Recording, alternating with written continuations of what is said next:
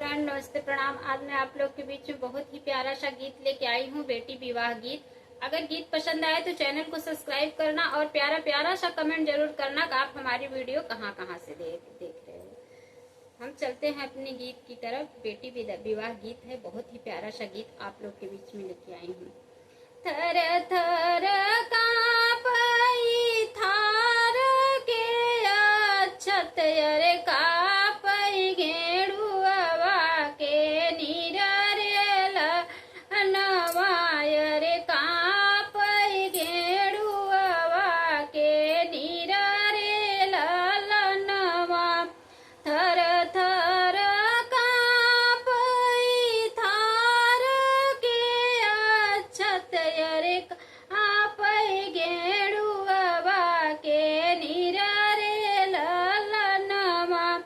थर थर कांपई बेटी के बाबा अरे आजो हम होबई भिखारी रे ललनवायर आजो हम होबई भिखारी रे ललनवा।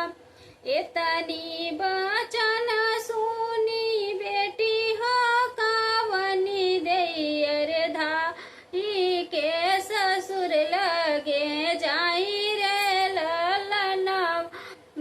धाई के ससुर लगे जाई रे ललनवा।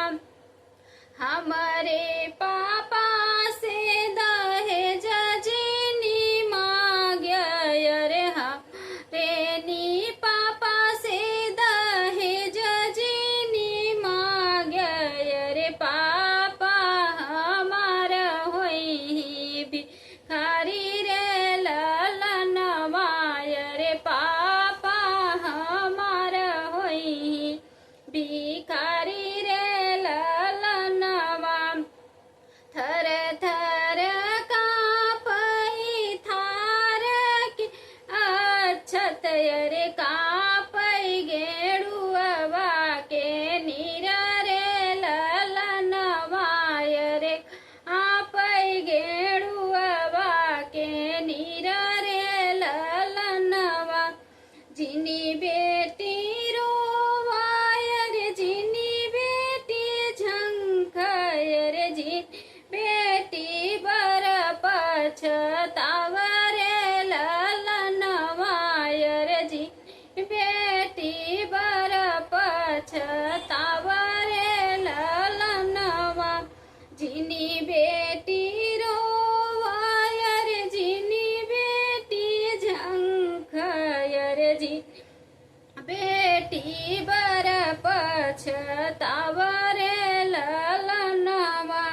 तोहरे पापा बेटी कुछु नाही मांगब अरे बस खुनिया तोहार रे ललनवा।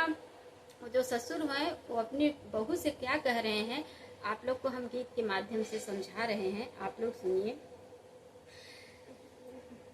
तोहरे पापा से बेटी कुछु नाही मांगबई अरे माँ बस मांगब खुशियाँ तो हार रे ललनवा रे बस मांगब खुशियाँ तो हार रे ललनवा। थर थर कांपई थार के अक्षत रे कांपई घेड़ुआ के नीररे ललनवा रे कांपई घेड़ुआ के नीररे ललनवा।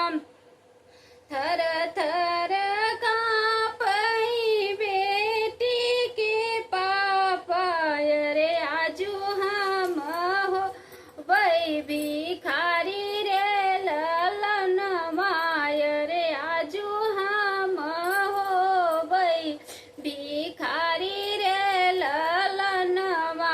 बहुत बहुत धन्यवाद। अगर गीत पसंद आए तो चैनल को सब्सक्राइब करना और प्यारा प्यारा सा कमेंट जरूर करना कि आप हमारी वीडियो कहाँ कहाँ से देख रहे हैं।